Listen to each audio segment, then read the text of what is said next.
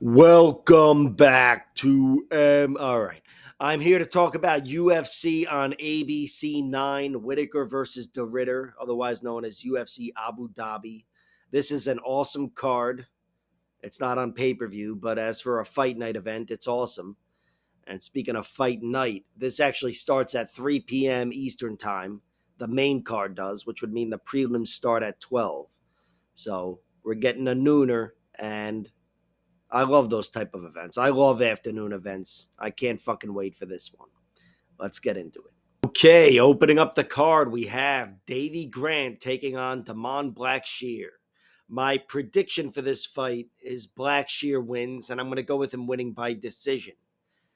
And I'm not too confident in that prediction because I've already bet on Davy Grant.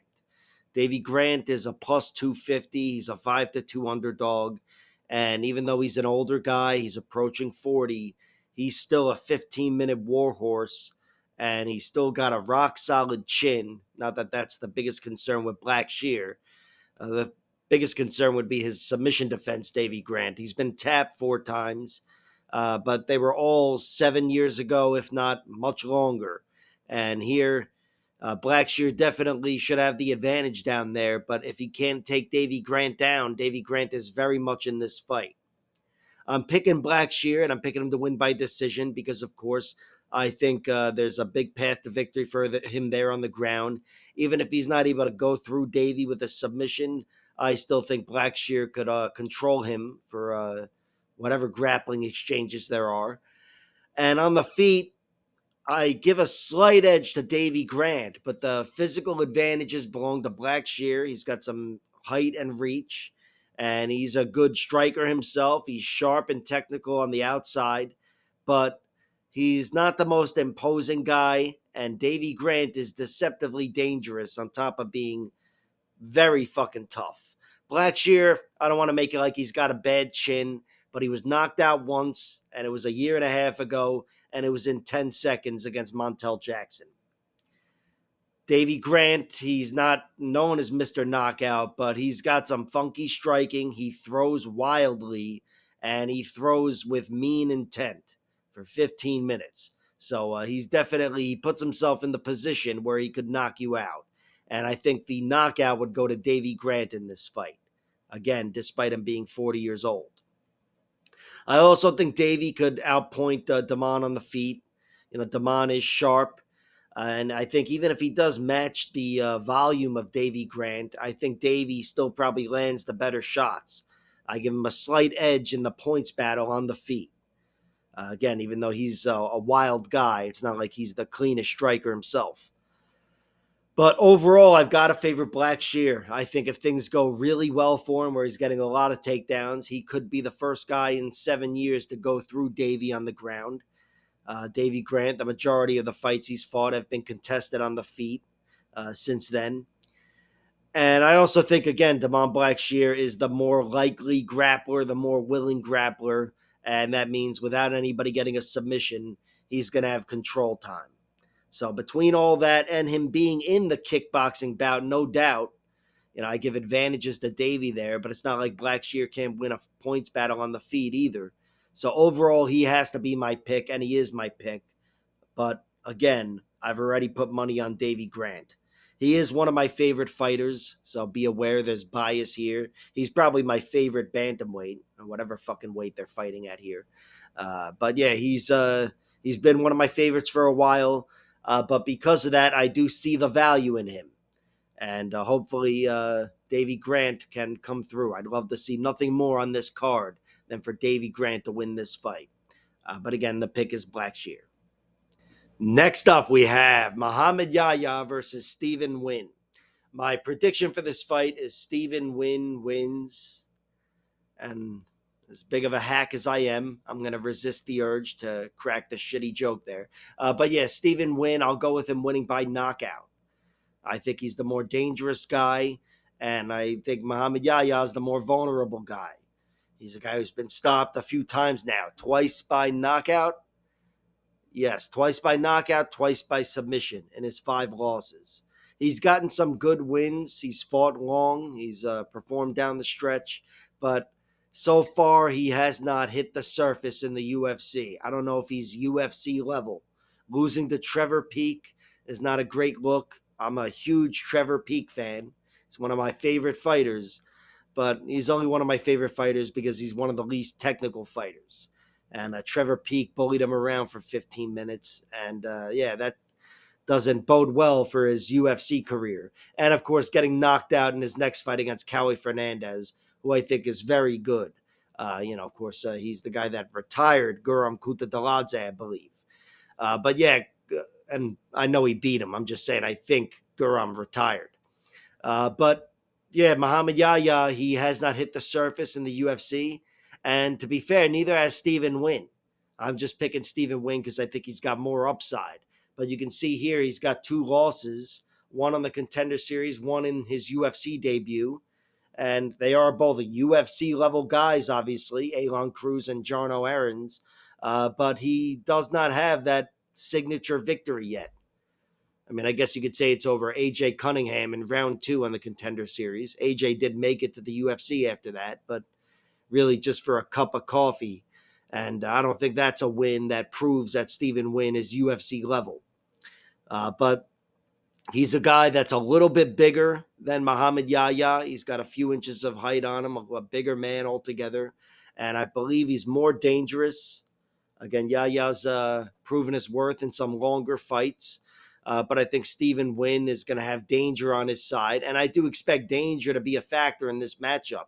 Again, I don't trust Muhammad Yahya's durability. But yeah, over the course of 15 minutes, if you told me this went the distance, I would still pick Stephen Nguyen to get the better of him. I think, again, he bullies him on the feet with his size and with his danger. Yahya, I think, would be trying to slow this fight down, make it a more physical fight, get in tight. But I think he's going to have a hard time doing that. And I've got Stephen Nguyen fighting a much more comfortable fight on the feet than he was fighting against Jarno Aarons and getting Muhammad Yahya out of there. I'm taking Nguyen by knockout. I doubt I'm going to bet on it. There are no odds available for this fight. But even if Stephen Nguyen was an underdog, I don't think I'd feel confident in betting on him. I'm not too confident in either guy. Of course, the odds could entice me, but yeah, if he was a big underdog, I'd bet on him. But in general, I think I'm staying away from this altogether, and the pick is Stephen Nguyen by knockout. Maybe I'll look into the over/under or something. I don't know. Next up, we have Marcus Almeida making his UFC debut against Martin Buday. My prediction for this fight is Martin Buday wins, and I'm going to go with him winning by decision.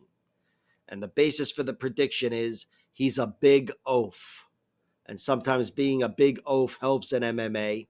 And I know he's the more experienced fighter. I think Martin Buday, he can make Marcus Almeida pay after he closes that submission window, which I do think Marcus Almeida, he's a beast of a grappler. I do think he's very much in this fight. I think he's the better athlete, the much better grappler. And he's shown a lot of great traits the one time he's needed to against Rug, his one defeat. But I think his one path to victory here is that small window to get a submission. I think Almeida's 10 times better than Buday. I think he can make something happen pulling guard or doing some Imanari roll. Not that I think he can do that. I'm sure he can, but that's not going to happen.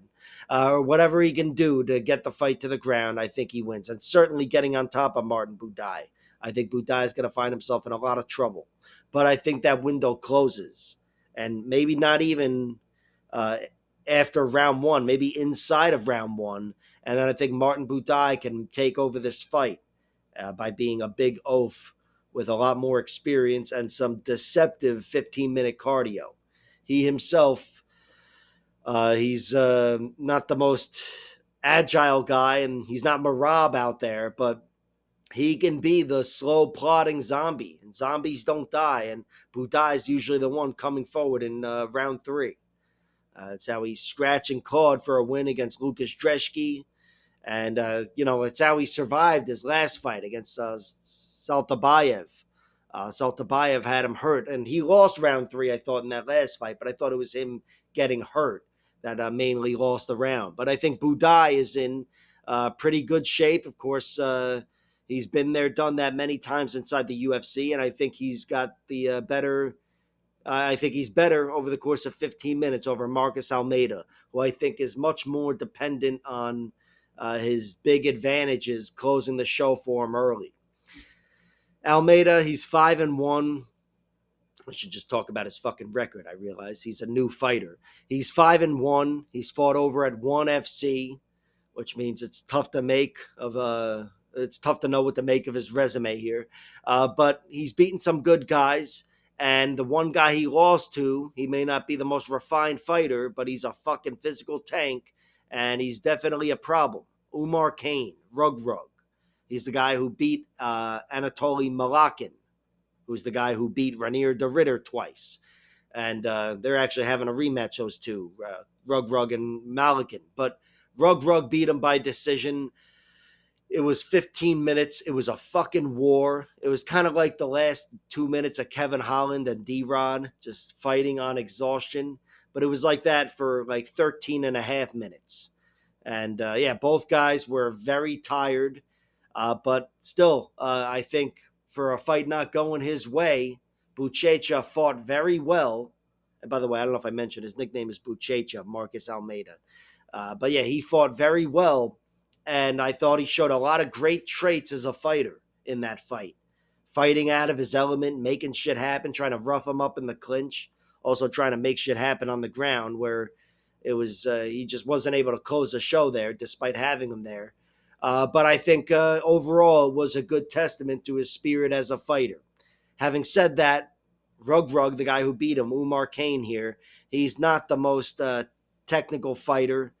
And, it was really just physicality that won him that fight. And even though Buday has a totally different type of physicality, I believe it's still an advantage. He's got that physicality advantage. He's a big fucking polar bear. And I think he's going to wear on Marcus Almeida, again, if he gets him out of the first few minutes. Almeida, all of his victories take place in round one. He's beaten some decent guys. Anderson Silva, huh? No, that's that guy Anderson Braddock Silva. He's a kickboxer and a very good kickboxer, the glory level and whatever. But yeah, he's still no match for a jiu-jitsu guy, especially a good athlete. And Marcus Almeida went through him in a round like he did everybody else. This guy, Amir Ali Akbari, he's a big physical, half-assed James Thompson kind of fighter. He's, I don't want to say like a freak show, whatever, but he's big, strong, and he's working on his skills. But he's always just been a big guy and kind of limited. Almeida's run through some limited guys. This guy, Kirill Grishenko, got him out of there in a minute. That guy's not bad. He's got a 7-2 or 7-3 record or something. Let me fucking pull it up here. This asshole. But yeah, I think he's definitely still largely untested. Even if he beat a ton of great fighters, it still wouldn't give me confidence in him over the course of a 15-minute fight. I know he went there and he showed great traits against Rug Rug, but Martin Buday is a guy with twice the experience of Buchecha and Rug Rug. And he's a solid heavyweight, a 6'5" heavyweight. He's a 15-minute fighter inside the octagon, and inside the octagon, he's 6-1. And his two losses are to Shamil Gaziev here, who was able to go through him in almost a round there, and to Juan Espino, fucking wrestling monster, and still one of the bigger what-ifs of the past 10, 20 years of UFC or MMA's heavyweight division, Juan Espino. But yeah, Buday is my pick. I think Buday knows he has to close that window, survive a few rounds, a few minutes, and in the later rounds, I think Buday can bully him around with physicality, and also just in general being the much more comfortable striker. Buchecha's shown a lot of great traits, and again, he's not a novice on the feet. Well, he kind of is or whatever, but he's definitely shown a willingness to throw down, but that's when his back's against the wall and it's plan B, plan C or whatever, and he's out of his comfort zone. And I think Martin Buday drags him there, and gets the victory here. Buday is my pick. Buday is my bet, of course. And I'm not going to bet on the under here, even though I feel like that's a good hedge on Buchecha at almost even odds. I feel like the props, of course, should be better than that. But Buchecha with a round one submission would be my hedge. And I might not play that. I might play the under or whatever. Once they're all available, I'll decide which way to go. But it's something where I feel like his path to victory is limited to one thing. And why not hedge with that? Especially since I'm going the other way with Martin Buday. Of course, that's what a hedge means. Next up, we have Jose Ochoa taking on Asu Almabaev. My prediction for this fight is Asu Almabaev wins, and I've got him winning by decision. And the basis for the prediction is I think he's going to be in better shape here. Jose Ochoa taking this fight on short notice. And in general, even with them being on full camps, I expect him to win a decision anyway. I think he's coming off a very tough loss to one of the best fighters in the world, Manel Kape, and that's not who he is. That doesn't represent Almabaev and his skill set. And I think here he's going to bounce back. I think he's going to have to mix in some wrestling because he's fighting an incredibly fast, sharp striker, Jose Ochoa. But I think he's going to be able to outlast him, survive round one, maybe even get him down, pin him, and slow him down on your own. But I think his grappling is going to give him the edge in this fight, and I've got that being the difference. Jose Ochoa, though, he's only got one loss, and it's to another top prospect, Loner Kavanaugh. I forget how to say his fucking name. Loner Kavanaugh. He's awesome, though. And that was in his UFC debut. I believe that was on short notice, and it was a very good fight. I thought Ochoa gave a really good showing there. He wasn't able to outpoint Kavanaugh, but he fought his heart out and almost took him out briefly in round two. And yeah, here I have to say he's the more dangerous guy between the two. He's got 8 finishes in his 8 victories, 7 by knockout and 1 by submission. Of course, his last one is his best victory over Cody Durden. Cody got him down a few times, but in general, I thought Jose Ochoa had kind of beaten the fight out of him early and then just steamrolled him seconds into round two. His one submission is a good win over this guy, Pantoja, Juscelino Pantoja. Got a nice anaconda choke. Just good to see that on the record, especially high up. But in general, it's his striking that gets things done. A body shot here. He got over this guy, Neto Castro. That was really good. He kept going to the body there. He actually, that big moment I talked about, he set up Kavanaugh by going to the body and had him hurt. And yeah, he's really dynamic, and there's no obvious stain on his record. His one loss, again, was a tight decision on short notice to one of the better prospects. So no knock on his chin, submission defense, cardio, or anything. There's a lot of upside with Jose Ochoa, and that's why the odds are really tight because he's fighting a guy with a much prettier record, 21-3 here for Asu Almabaev. He lost to some journeyman, some regional journeyman, this guy Mehmet Mamedov, by split decision years back. And of course, Tagir Ulanbekov outlasted him and TKO'd him on the ground in round 3. Tagir is a fucking monster. But since then, it's been whatever, 15 fight winning streak or something like that. Close enough up until he got to Manel Kape. Manel Kape beat him. The finish wasn't the most legitimate thing, but still, Manel Kape was definitely taking it to him there. But Manel Kape is a guy who, I think I've said this for the last 2 years, he could be fighting for the fucking title next. He could be, but shit always seems to happen with him. But regardless, Almabaev doesn't have any major stain on his record. He's 31 years old. He's got a much prettier record. And I think here we're going to see the return of Asu Almabaev in a big way. I think he's going to have to scratch and claw for this one, but I'm picking him to win. His grappling's been there since he got in the UFC, taking out Ode Osborne, CJ Vergara, and Jose Johnson. And then against Mateus Nicolau, I think I picked Nicolau to win. I don't know.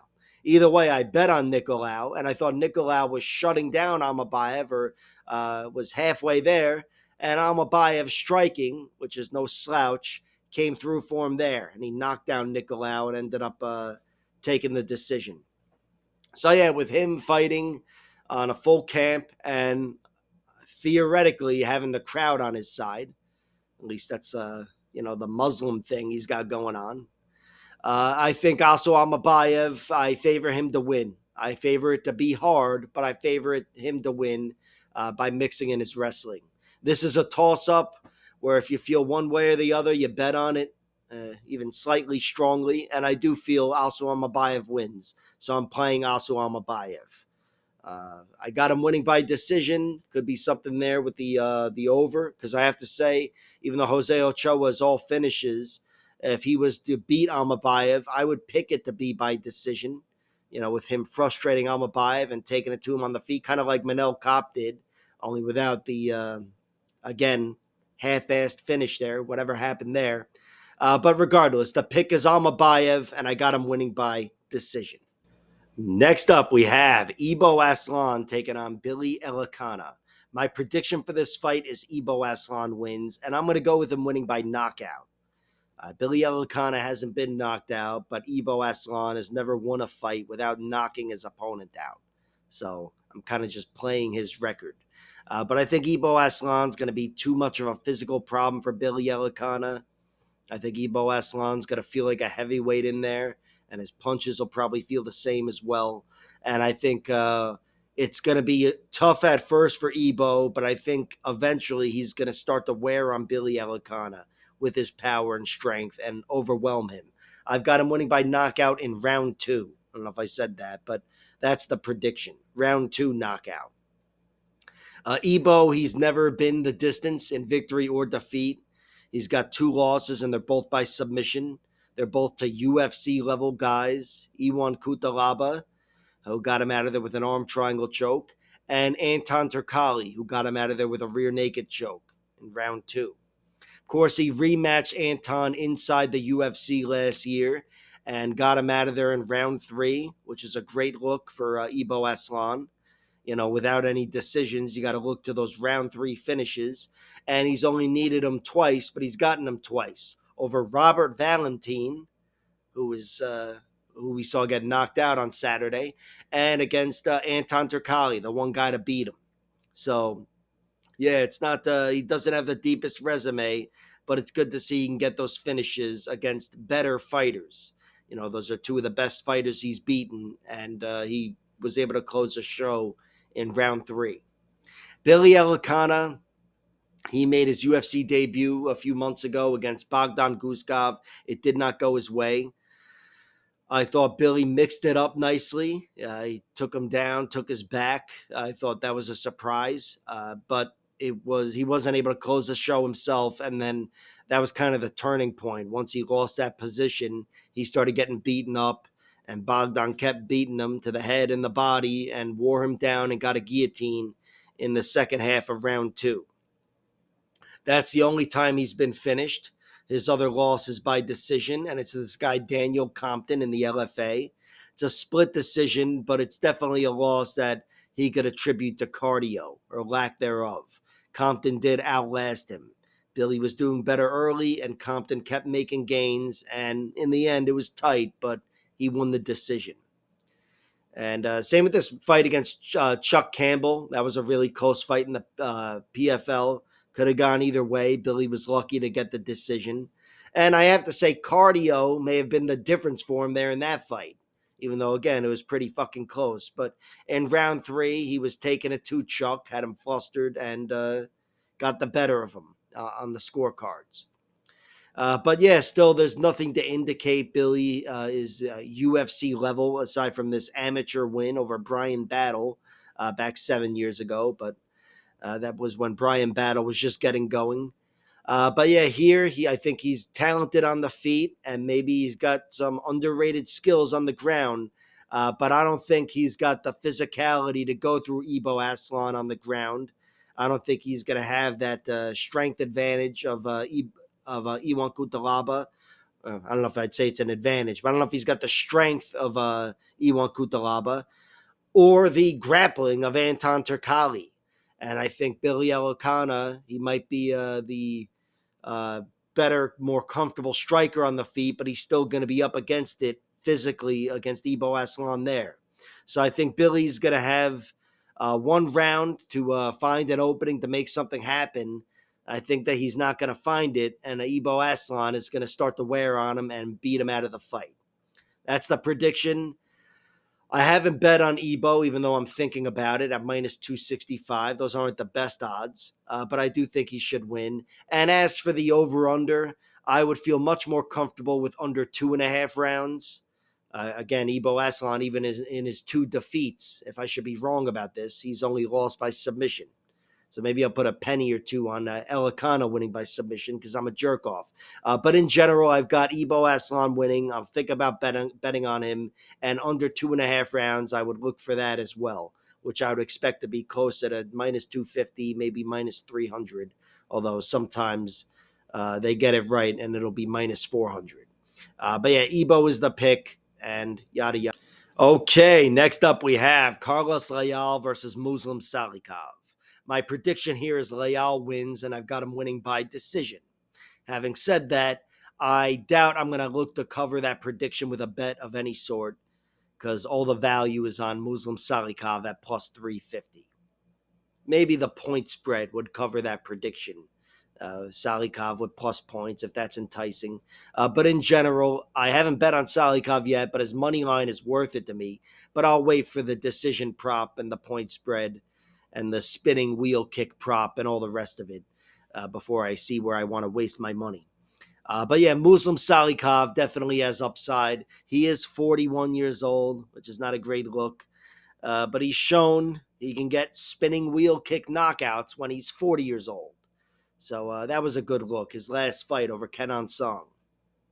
And that's a thing, too. Muslim Salikhov does have some of the best spinning attacks in the game, maybe the best. And he's got the best spinning wheel kick. He's got multiple finishes, and I'd hate to harp on it because it's a spinning technique, but it's a good chunk of his record here. 21 wins, I don't know, 25%, 20% of them are spinning shit. So, yeah, it's definitely not nothing. But it's not everything, and I am picking Leal to win because he's in better shape, the better younger athlete, and he does have that doggedness in him. He's going to be bringing the pressure and trying to crowd Muslim Salikhov, and he's got octagon control already on the scorecards. So I am favoring Leal. Let me talk about Leal's record here. He's only lost in the last 10 years to Sadabusi, who's a really good outside striker, who's got a foot and a half of height and reach on everybody. Actually, I forgot he lost to Reinier Fakhretdinov. What am I talking about? But that was a devastating decision, just a dog shit decision. Reinier Fakhretdinov was very lucky to win that, but whatever. But yeah, Reinier and Sadabusi are the only two to beat him in the last 10 years. And he had a close fight with Sadabusi in their rematch here. But in the first fight, it wasn't as close.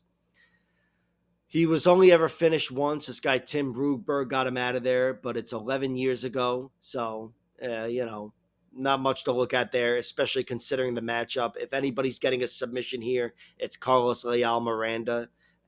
His last name is Miranda, right? Well, yeah, Carlos Leal would get the first submission, and bet your ass it'd be a rear naked choke. That's what I would guess anyway. But I'm not expecting a submission here. I'm expecting a really grinding fight. I'm expecting Leal to be in Muslim Salikhov's face. Salikhov can fight well on the back foot. I think it's not going to be easy to just beat him with pressure. But again, Leal, he's pretty damn dangerous himself. He's in better shape athletically. And of course, he's pretty fucking tough himself. He's never been knocked out. Although I'm sure a spinning wheel kick could get it done. But yeah, I have to favor Leal here. Salikhov, I didn't really talk about his losses, but you know who he is. He was knocked out against Randy Brown and Li Jingliang twice, 2 knockouts in the last 4 years, 3 or 4 years. Not the greatest look for somebody turning 41, and that's definitely a wrinkle to this fight. I don't know why I spent time talking about the potential submission for Carlos Leal Miranda. His definite path to a finish victory is a knockout here over Muslim Salikhov.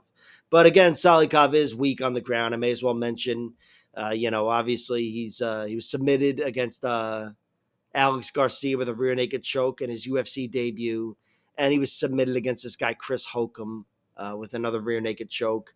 That was back in 2012, so it's not like he's being submitted left and right, but he still is not taking the fight to the ground at all. He might have an underrated ground game, but it's definitely below average in the UFC.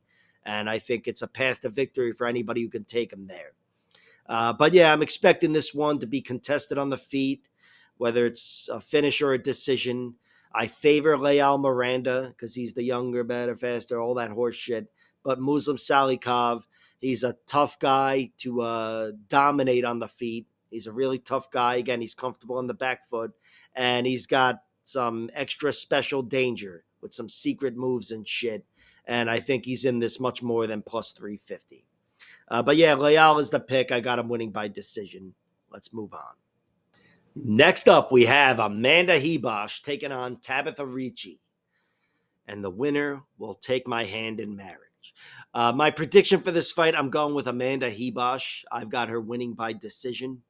And the basis for the prediction is I think this could prove to be a favorable matchup. These girls are both judokas. They're both judo based. I mean, they've got a whole wealth of skills in every direction. But I do think Amanda Ribas, I know she's got the size advantage, and I think that will help her with her leverage and tight, shutting down the judo of Tabitha Ricci, and maybe helping her put Tabitha on her ass. Tabitha has better wrestling, I think. She's got the better double legs from the outside, and that could be a factor here. But again, I think Amanda will be able to generally shut down her grappling. And on the feet, Amanda Ribas, I give an advantage there. I give an advantage because I think she's going to land the better shots. I think she's got more power and more danger altogether in her striking than Tabitha Ricci. But Amanda's the girl who's historically been a little less durable there. She was finished 3 times against Polyana Viana, one of the greatest killers in WMMA. That was outside of the UFC, and then she was knocked out against Marina Rodriguez and Macy Barber with the head kick and the punches. She TKO'd her last year. So even though those are all really good fighters and much more dangerous than Tabitha Ricci, Amanda Ribas has been finished 3 times, which is unusual for a female strawweight slash flyweight slash whatever. But Tabitha Ricci is not as likely to, make good on that. I think Amanda Ribas is going to be able to stand up to the danger of Tabitha.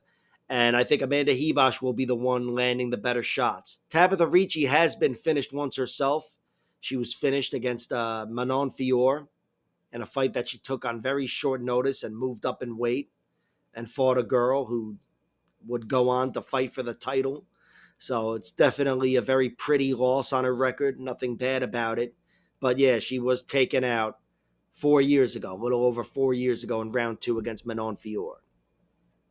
I perceive Amanda Ribas to have the strength and the power advantage, but I don't think she's going to have that in her where she can go through Tabitha on the feet either. I've got Amanda winning a decision here. I think Amanda Ribas, she hasn't looked great as of late. She's got a lot of negative momentum. She's got that loss to Mackenzie Dern in a rematch where Dern went through her in 3 rounds, got an armbar. That was totally different from their first fight where she shut down Dern and took a decision from her. And that's a thing. Her losses, and she's got a good chunk of them, they're to bigger girls and very good girls. I'm not saying they're better than Tabitha Ricci because they're different weight classes, but Rose Namajunas, I am saying she's better than Tabitha Ricci. She's fucking amazing. Macy Barber, who knows where she's at lately, but she's obviously a fucking problem, and she's a fucking dangerous tank, unlike very few girls there, unlike most girls, I should say. And Caitlin Chukagian, another a point fighter, but another monster out there. Monsters should probably get finishes, but you know what I mean. Caitlin's a very good fighter. And yeah, I think Amanda Ribas, she's been mixing it up with the best, so she doesn't have a lot of momentum right now. And despite her TKO losses, I still think she's pretty healthy. She's 31 years old. And here, I think she could have a favorable matchup by having a leverage advantage over another judoka. So I've got Amanda Ribas winning by decision. I have bet on her. Her odds have been hovering inside of 2-1.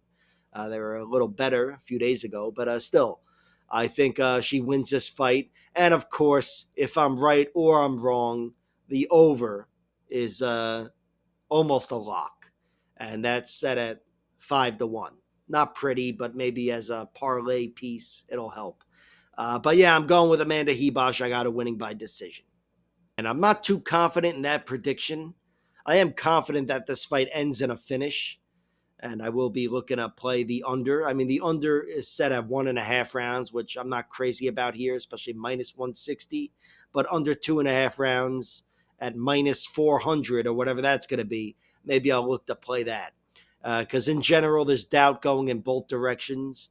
Krylov had never been knocked out before. His one TKO loss came from the full mount against this monster Samoan, Soa Palele, who was like Mark Hunt, who actually wanted to get to the full mount and kill you.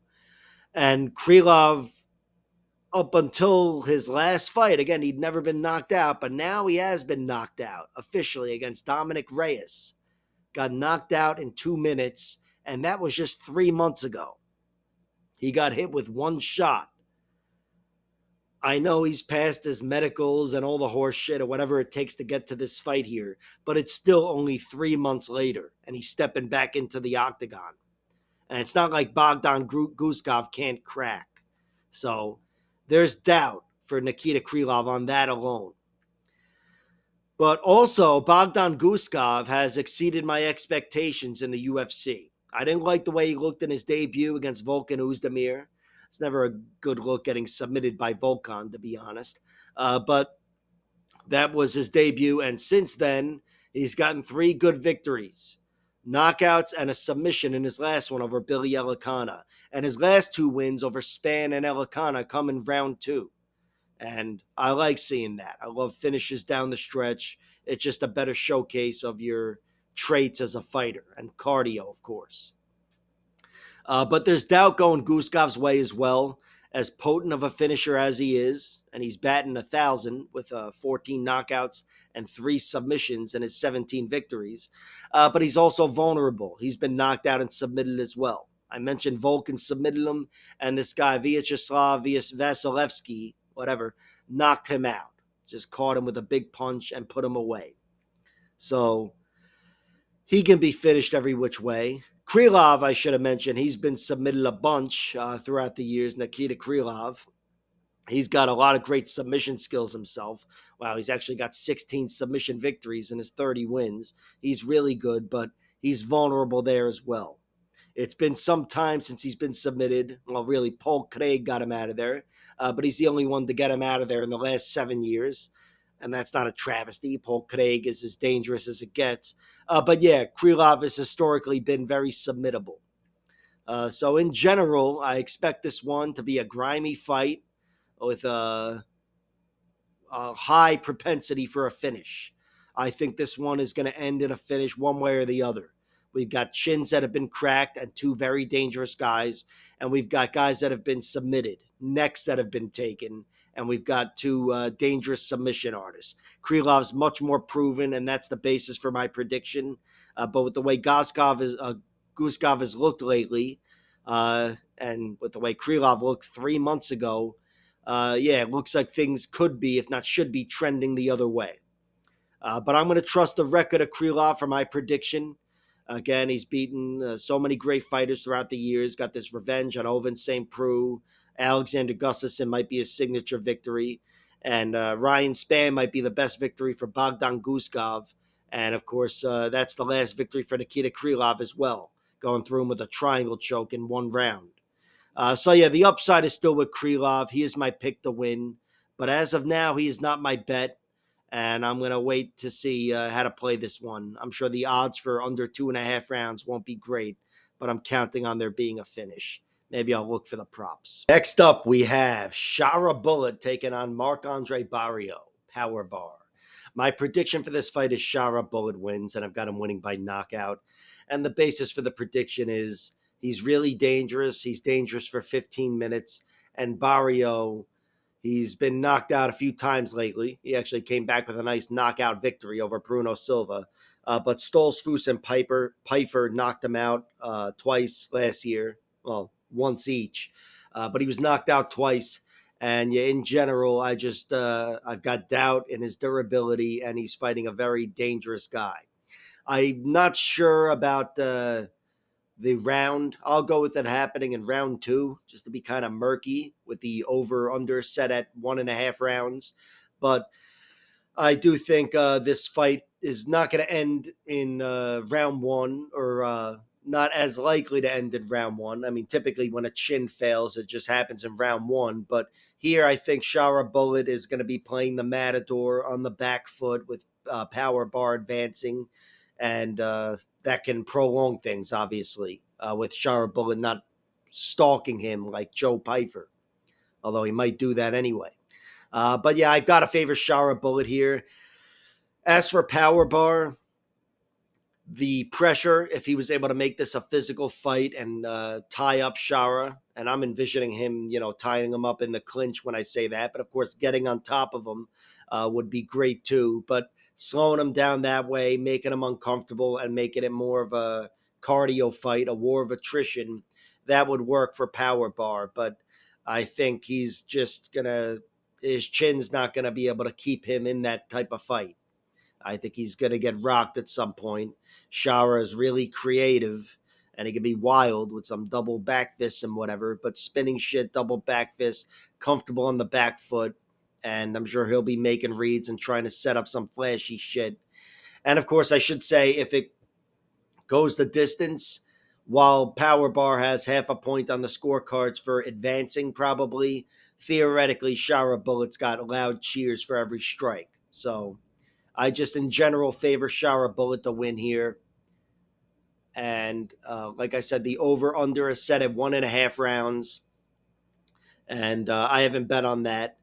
Uh, wouldn't be surprised if it happened early. If Marc Andre Barriault was really trying to press Magomedov, get in his face, and zap that energy. But in general, I expect it later. And of course, the money line is not worth it for Shara Bullet. As for Marc Andre Barriault, I would pick him to win by decision if you told me he was to win. So if I was to play anything, it would be that prop over the money line here. But yeah, in general, I've got Shara Bullet, and so far, staying away from it. Next up, we have Saeed Nurmagomedov versus Bryce Mitchell. My prediction for this fight is Bryce Mitchell wins, and I've got him winning by decision. And the basis for the prediction is non existent. There's no basis for making this prediction. But I'm going with Bryce. I think first of all, he's dropping down in weight here. He's cutting down to bantamweight. Have to see how that looks, of course, first of all. He might have trouble there, but I don't think he will. I think he's going to make the transition pretty smoothly, and I think he's going to make for a great bantamweight. Saeed, I do think, is very much in this fight. I think he's better on the feet. He's the rangier guy, the more dangerous guy, even though Bryce Mitchell's the bigger guy, which, of course, takes away some of that range. But Saeed is better on the feet. And I think if he stuffs the takedowns, he wins this fight. I would still pick it to happen by submission first somehow, just because that's how Bryce loses. But Saeed would be beating him up, maybe body shots or something. He could put him away. But Saeed, he's not Josh Emmett. He's not the hardest pound for pound for puncher, but he's definitely the better striker here. And Saeed, I would pick him to win by submission before anything else. And I will look for that prop as a hedge because I've already bet on Bryce Mitchell. The odds are a toss up, and he is my pick to win. But Saeed, I have to look to that Saeed Yakub Kakramanov fight back in 2022, where he got him out of there with a ninja choke. Of course, the guillotine on Gafarov and Cody Stamen. He's definitely got some dangerous submissions. But the Kakramanov fight showed it can come out of nowhere. That was a fight where Saeed Yakub was fighting a fight very much like the fight I envisioned Bryce Mitchell fighting, and crowding him and taking him down, although Bryce is active and really fast there. But Saeed survived, kept himself out of danger, and out of nowhere snatched up a ninja choke where Saeed Yaqub was a little too confident and he left his neck hanging, and Saeed Nurmagomedov got him out of there. Bryce Mitchell's been submitted 3 times now. I'll try to pull up his record. He was submitted against Ilia Topuria, of course, and Jean Silva in his last loss. And he was also submitted against Brad Katona here in round 3 of The Ultimate Fighter. They're 3 very good fighters, and these last 2 are against fucking monsters. Jean Silva's a fight away from the championship scene, and these guys are 2 of the hardest hitters out there as well, and they did beat some of the fight out of Bryce Mitchell. Saeed Nurmagomedov, no Yaqub. Saeed Nurmagomedov is better on the feet, but he is not in that same class of danger or same weight class. Those are bigger men at featherweight and now lightweight, if not fucking welterweight or whatever Topuria is looking to do. But I've got Bryce winning. I've got Bryce winning. If you put a gun to my head and said you're wrong, you die, who you going with? I'm going with Bryce. I think he's going to make the transition smoothly. I think there's a chance he goes through Saeed on the ground. Bryce is that dominant and that good where it wouldn't surprise me if he was the first one to get Saeed out of there. But I still pick him to win by decision with ground control and advancing the mount, which could mean 10-8 rounds, where typically that would incline me to bet on a draw. But I don't think Saeed is going to be winning rounds here. Again, I think his primary path to victory is a submission. Second would be a knockout, and third would be decision. Bryce Mitchell, it's a toss-up between submission and decision. But I mean, I favor decision, certainly with Bryce. And yeah, I think Bryce Mitchell is going to be really strong at bantamweight. I already know he's very fast. His striking is a means to an end, but it's there for him. He can definitely make some tricky shit happen on the feet. And his takedowns are stellar. They have been, generally. He's been a really good takedown artist, and he's fucking relentless on the ground. And Saeed, yeah, he's no one's been able to go through him there, but he's had trouble there. And without the Hail Mary ninja choke or whatever coming through, I'm picking Bryce to win that battle and have that win the fight. I have bet on Bryce, and yeah, I will look for Saeed by finish and by submission specifically and see if there's a way to hedge. That's not something that I can relegate to one round or whatever. That's the whole fight you have to watch out for, as he's shown in the past. But the pick is Bryce Mitchell, and I've got him winning by decision. And I'm happy with this money line. Yan versus Marcus McGhee. My prediction here is Petr Yan wins, and I'm going to go with him winning by decision. And I can't be too confident in that method of victory because I haven't seen Marcus McGhee lose more than once. But I still think Petr Yan will be the better man on the feet. And if they mix it up on the ground, I've got him winning there as well. I think he'll be that next level for Marcus McGhee in this matchup. Could be wrong, though. Marcus McGhee has looked incredible so far. He's 10-1. He's got 8 knockouts, 1 submission, and that's over Journey Newsom, black belt in jiu-jitsu Journey Newsom in round 2, which I believe Marcus McGhee took on short notice as well. So that's just a phenomenal submission victory. I know Journey Newsom is in fucking Gordon Ryan or whatever, but still. And he's got 1 decision victory, and that's over Jonathan Martinez, which is definitely his best win, his most impressive name. It was a close fight in the end. McGhee definitely won the decision, got the better of him, but in the end, he had his legs chopped and he was forced to face some adversity. But of course, he did a good job there and walked away with the nod. His 1 loss comes 3 years ago, almost to the day, against Rafael Do Nascimento, who got him out of there with a rear naked choke in round 1. Pretty basic jiu-jitsu victory. He went through him in a round. Wasn't a great look for Marcus McGhee, but it hasn't happened since or before. So there's that.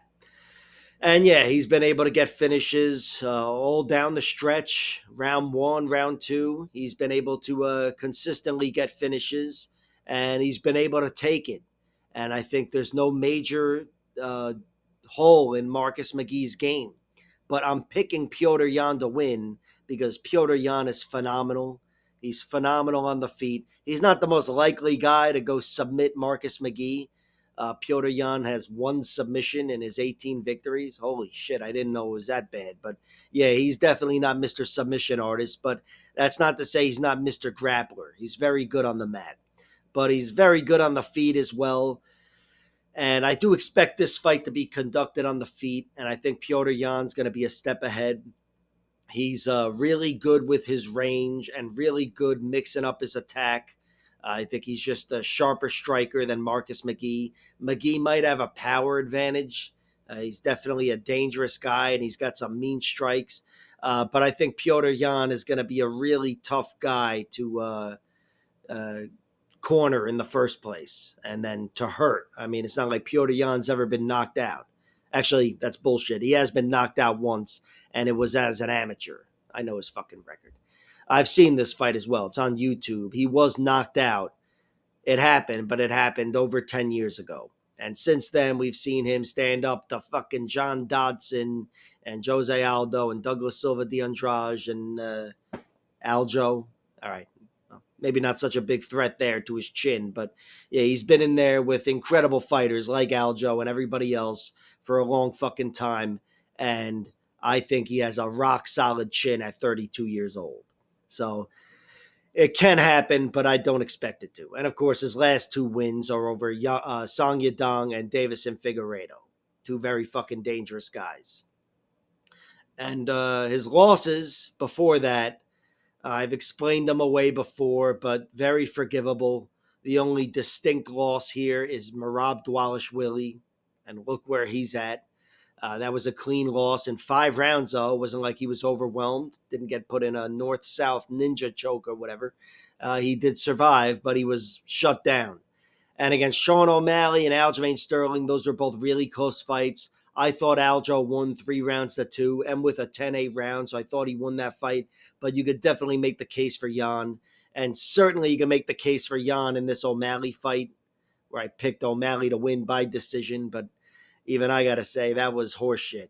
Yeah, Petr Yan should have won that fight. And of course, this other Aljo loss was on its way to being a clean victory for Petr Yan.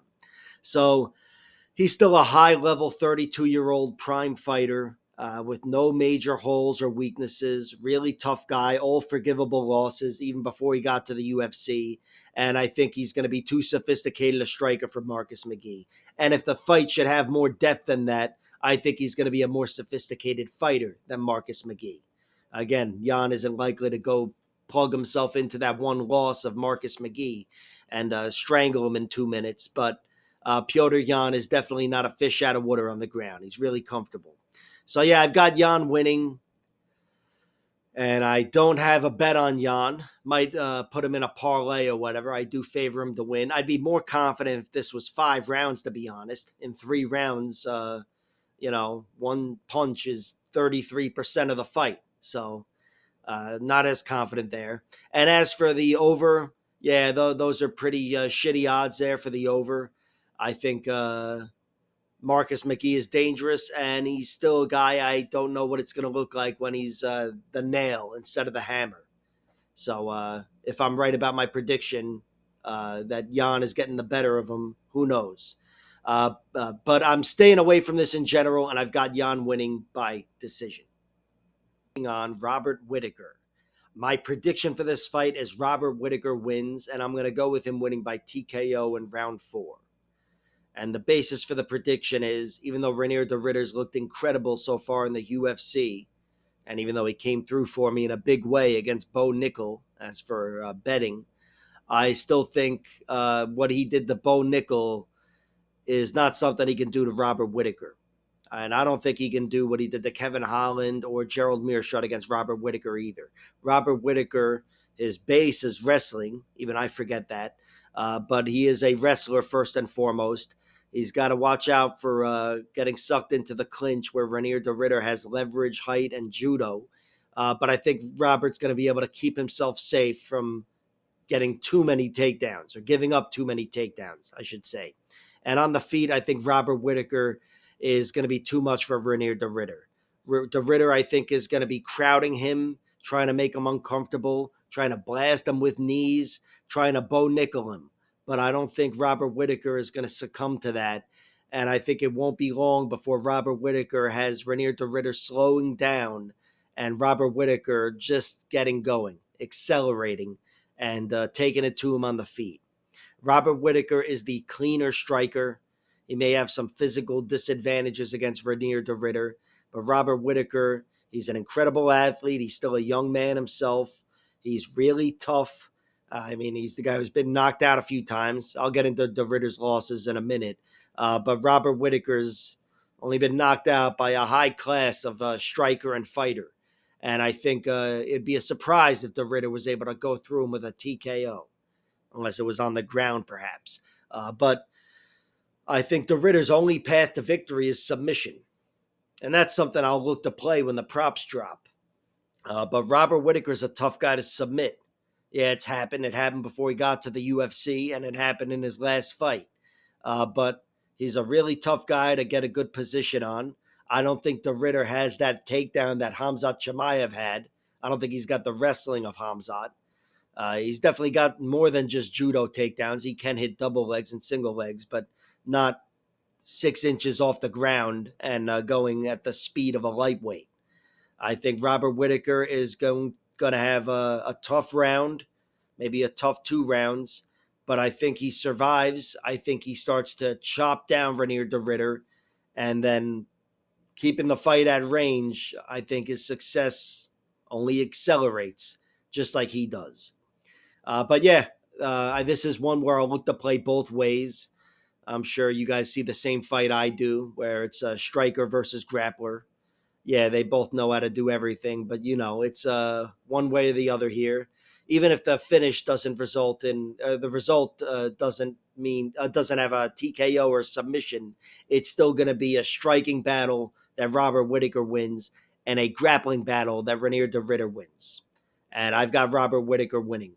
I played his money line. The over under, I feel like, I picked round 4, but that's set pretty appropriately. I think that's about right. But I think the under covers Reinier de Ritter's paths to victory. I'd be surprised if de Ritter was able to get him out of there down the stretch. It's happened before with him. It happened in his UFC debut with a nice 3rd-round submission. But I think Robert Whittaker will be able to make him pay in those little pockets of stand-up that Gerald Meerschaert had with him in a much more serious way, an impactful way. And I think it's going to make him much worse for the wear down the stretch. So I'll look for the props. But in general, so far, I've bet on Robert Whittaker, and I'm happy with that. The odds are tight, and I'm going with Whittaker. Oh, yeah, I forgot to mention the 2 fucking losses. I'm always about to wrap shit up here. Yeah, he lost to Anatoly Malakin twice.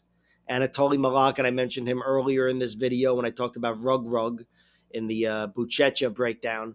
But yeah, he's a fucking tank. He's a heavyweight tank and a light heavyweight tank. And he was too much for Reinier de Ritter physically, where Reinier de Ritter couldn't go through him, couldn't take him down and submit him. And he had the fight beaten out of him. One time he was taken out in round 1. And in their rematch, he was beaten down for 3 rounds. And in round 3, the ref had to call the fight because he couldn't get up.